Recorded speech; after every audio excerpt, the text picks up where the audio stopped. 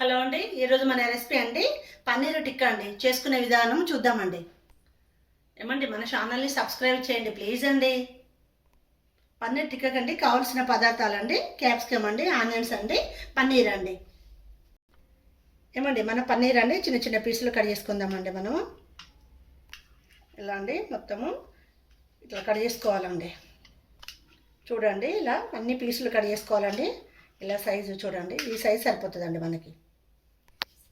ఏమండి, పన్నీర్ అండి ఈ ప్లేట్లోకి తీసుకుందామండి. మనము ఒక టేబుల్ స్పూన్ అండి కారపొడి అండి, సాల్ట్ అండి రుచికి సరిపోనండి,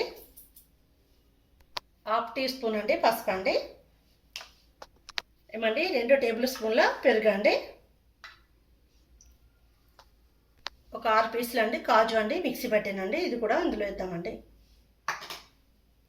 ఏమండి, మొత్తం ఈ మిశ్రమాన్ని మనం ఒక హాఫ్ అన్ అవర్ పాటు కలిపి పక్కకు పెట్టేసుకుందామండి. తర్వాత మిగతా ప్రాసెస్ చూసుకుందాం. ఒక హాఫ్ అండి నిమ్మదండి హాఫ్ తీసుకున్నాండి, రసం కూడా ఇందులో వేద్దామండి. ఏమండి, బటర్ అండి ఒక ఇంచు పీస్ వేసిందండి. ఇప్పుడు మనం బౌల్ పెట్టి స్టవ్ ఆన్ చేద్దామండి. మన బటర్ నుండి మొత్తం అండి వేడి చేసుకుంటే స్ప్రెడ్ చేద్దామండి. దీనికి మన కాజు అండి రోస్ట్ చేద్దామండి. మళ్ళీ కాజు మొత్తం రోస్ట్ అయినాయండి, ప్లేట్లోకి తీసుకుందామండి. ఏమండి, ఇప్పుడు మనం పన్నీర్ అండి హాఫ్ అన్ అవర్ ముందు ఇట్లా కలిపి పెట్టుకున్నాం కదండి, ఇది రోస్ట్ చేద్దామండి.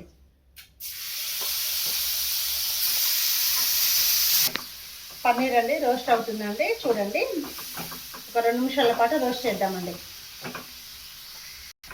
మన స్టవ్ అండి స్లిమ్లో ఉందండి. 2 నిమిషాల పాటు అండి మన పన్నీరు ఫ్రై అవుతుందండి. 2 నిమిషాలు సరిపోతుంది.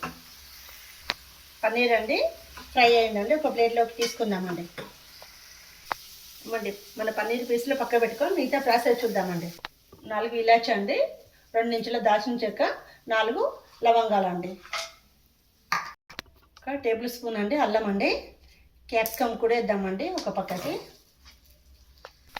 ఏమండి, అల్లం పేస్ట్ అండి పచ్చివాసన పోయే వరకు అండి ఒక నిమిషం పాటు ఫ్రై చేద్దామండి. క్యాప్సికమ్ కూడా అండి ఇందులో కలిపేసుకుందామండి. ఎప్పుడు అండి ఆనియన్ కూడా వేద్దామండి. ఇలా ఏమండి చిటికెడు పసుపు అండి. ఏమండి, ఇది ఫ్రై అయ్యే వరకు అండి మనం 2 టమాటాలు అండి మిక్సీ పట్టుకుందామండి. ఏమండి, ఆనియన్స్ అండి ఈ సైజ్ అండి కట్ చేసుకోవాలండి.